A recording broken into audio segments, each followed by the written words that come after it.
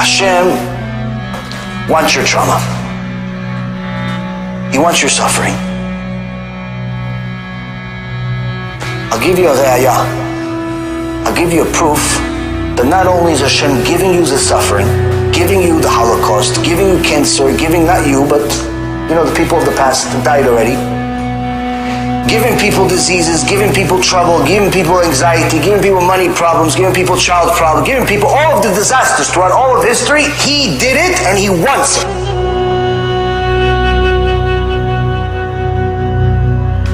Not because He's a monster, but because He loves you and He knows that's the tool that's going to build you or break you. What's my raya? What's my proof?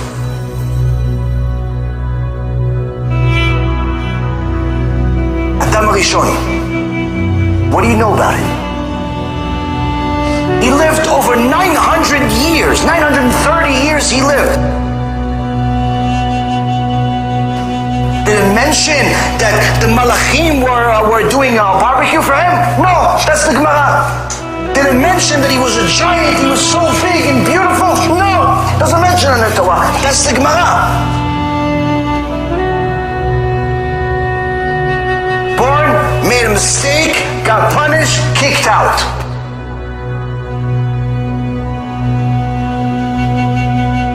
Noah. 600 years we waited to meet him. 600 years he lived before we met him. We heard about it, he was born. Fast forward 600 years, and then there's the flood. What happened for 600 years? You must have done something.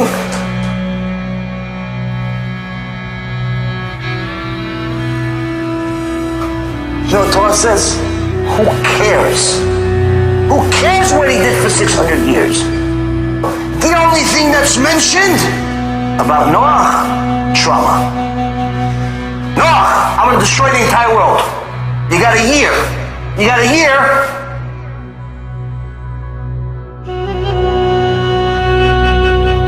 Okay, went through hell, built this thing, everyone was making fun of him. He saw the entire world destroyed in front of his eyes.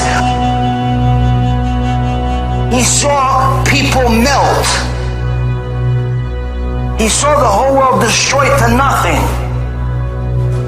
If that's not trauma, okay, let's go inside the ark. What happened in the ark? The lion hit him, and he suffered the entire year he was in the ark. He suffered the entire time to the extent where he was spitting blood. Spitting blood in the ark.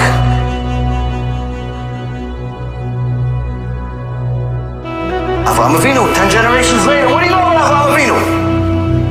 What do you know about Avraham Avinu? Avraham, believe everything that you know. Where am I going? Don't worry about it. Arrives, starvation. Famine. No food, no drink, no nothing. You have pretty much your clock to live is running out. Fast forward. Fast forward. By the way, you waited 100 years. Okay, let me send you some guests. Let me send you some guests that right after you chop off a piece of your body, unlike anybody else before you. I'm going to send you guests on that day. While he was dealing with pain and agony, that's what's worth a lot to HaKadosh Baruch Hu. Because that shows that you love him. If you get close to him through your trauma, through your difficulty, that means it's authentic, it's legit, it's 100%. But if you're only going to say Baruch Hashem when you win the lotto, who needs you? Fast forward, what do you know about Yitzhak Avinu? What do we hear about him? One, he almost got killed. 37 years old, his father is about to butcher him. Why? For the sake of Hashem, mitzvah. Second thing is, his two sons are having a battle, one wants to kill the other.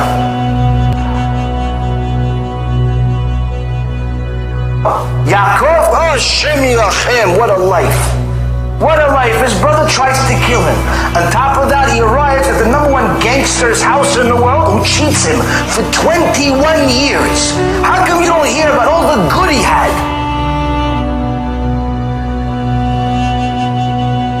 Stayed for longer, got cheated more. Then finally left. Then, okay, so I finally left this Genom called Lavan. Okay, I left. What happens? Oh, by the way, Yaakov, Esav's coming with millions of soldiers to kill you.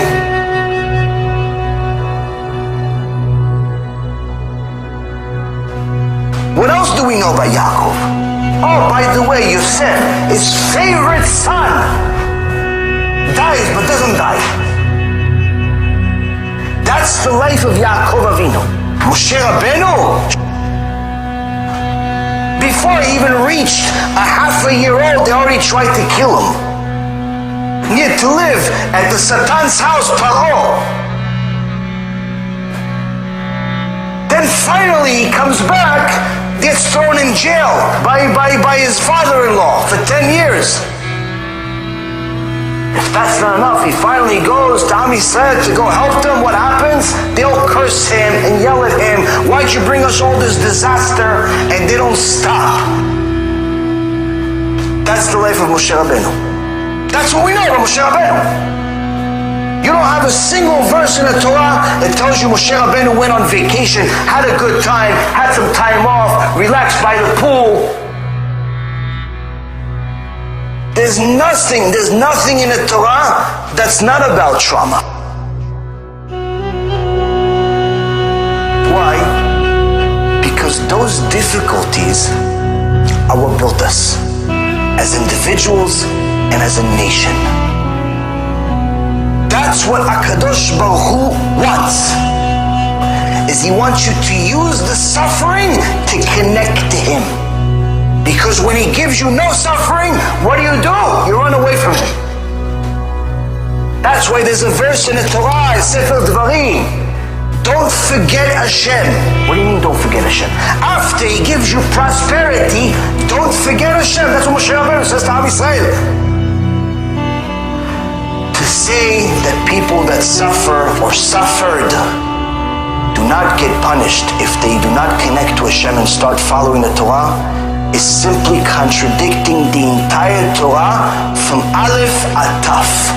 Because as you can see, the entire Torah is one big suffering, full of beauty and a unique and extraordinary and beautiful way to connect to our Father in heaven that loves us more than we love ourselves. And that's why he's forced to hit us, because he doesn't want to lose us. The suffering is for our benefit. The suffering is because he loves us.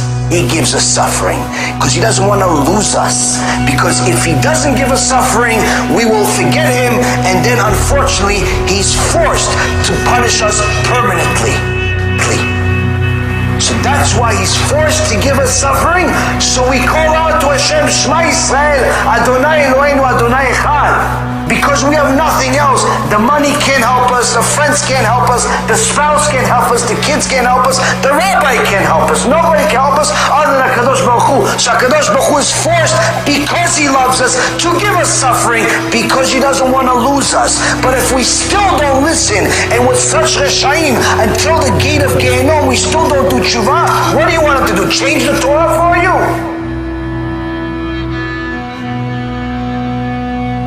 Because that means that he has to become a liar to all of the others that did keep his Torah and mitzvot. And he's not going to do that, because his signature is emet. His signature is emet. He cannot lie even if he wants to. He cannot change even if he wants to. He's so glorious and so magnificent and so unlimited that he's limited himself to not being able to change. But Baruch Hashem that you learned the truth today. Baruch Hashem that we learned the truth together today. Because now you'll know how to treat suffering from this point on. If it's suffering, it's difficult for me, that means Hashem wants my attention. That means Hashem wants to connect to me even deeper. HaKadosh Baruch Hu loves us, but he also has rules. And he gave us those rules in a love letter called the Torah. That Torah is full of suffering, but also it tells you, if you overcome the suffering and you listen to the instructions and use that suffering to connect to me, you will be like one of the people that I wrote You'll be like Adam Rishon. You'll be like Noach. You'll be like Avraham, Yitzchak, Yaakov, Moshe, Aaron, David, Shlomo, all the righteous people. Why? They suffered, they're in Gan Eden. Because they connected to me through the suffering. You do the same, you'll be in Gan Eden too. Be'ezrat Hashem, this realigns our minds to the straight path, to the path of Emet, and gets us on the path to get to Gan Eden.